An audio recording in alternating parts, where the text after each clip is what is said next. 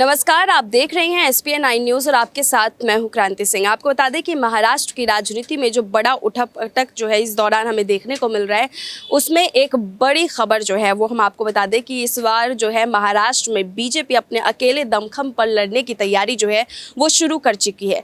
BJP की तरफ से नई रणनीति जो है वो जारी हो चुकी है और यहाँ पर जो है उनकी इस लिस्ट ने ये साबित कर दिया है कि बीजेपी अपने दमखम पर जो है एक बड़ा खेला करने वाली है। लेकिन इसका असर सिर्फ और सिर्फ उद्धव ठाकरे या शिवसेना गुट पर नहीं होगा, इसका सीधा सीधा असर जो है वो शिंदे गुट पर भी होगा। क्या है वो रणनीति और उस रणनीति का असर जो है वो कैसे यहाँ पर एकनाथ शिंदे के खेमे पर और उद्धव ठाकरे पर पड़ता हुआ नजर आ रहा है, चलिए समझते हैं हमारे आज के इस खास रिपोर्ट के जरिए।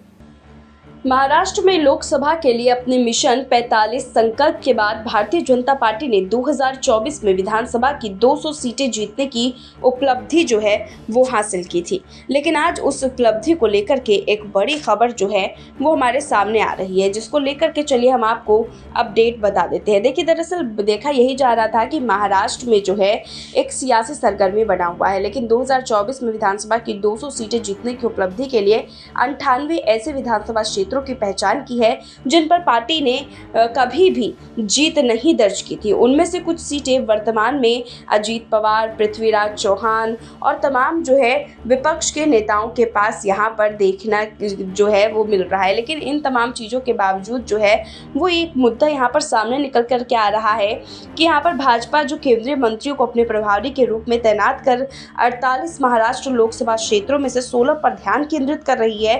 राज्य इकाई ने 98 विधानसभा क्षेत्रों की पहचान की है जो पार्टी के लिए तुलनात्मक रूप से कमजोर है। आपको बता दें कि ये वे निर्वाचन क्षेत्र हैं जो ना तो पार्टी द्वारा जीते गए थे और ना ही पार्टी कम अंतर से यहाँ पर हार मिली थी। पार्टी ने 2024 के चुनावों में अपने सहयोगी शिंदे खेमे की मदद से 288 विधानसभा सीटों में से 200 जीतने का लक्ष्य रखा है। लक्ष्य को पूरा करने के लिए पार्टी, जिसके पास वर्तमान में विधानसभा में 106 सदस्य का है, लक्ष्य अपने दम पर 145 से अधिक सीटें जीतना है। पार्टी ने उन सीटों की पहचान भी की है जो थोड़े और प्रयास से जीती जा सकती है। पार्टी की कोर कमेटी के एक नेता ने कहा है कि पहचाने गए निर्वाचन क्षेत्रों में विपक्षी दलों के बड़े नेताओं के कब्जे वाले क्षेत्र शामिल थे, जिन्हें इन समीकरण अंतर से या त्रिकोणीय लड़ाई के कारण हार गए थे। वे जो पहले शिवसेना के साथ थे। केंद्र और राज्य सरकार द्वारा अधिक प्रयास, राजनीतिक प्रयास, संगठन को मजबूत करने और योजनाओं के लिए आउटरीच कार्यक्रमों से हमें इनमें से अधिकांश सीटें जीतने में मदद मिलेगी।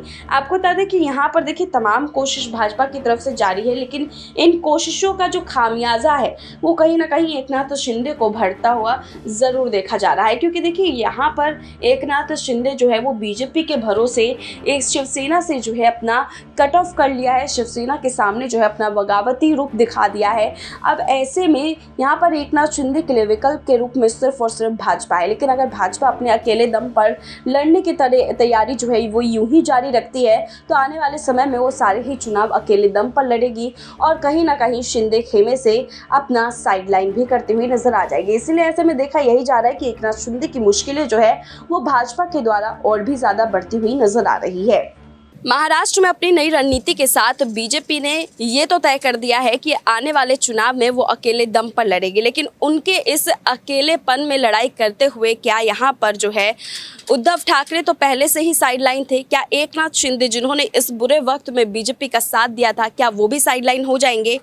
ये देखना बेहद ही दिलचस्प होगा। फिलहाल आज के इस खास रिपोर्ट में बस इतना ही। देश दुनिया की तमाम बड़ी खबरों के लिए देखते रहिए SPN 9 न्यूज़।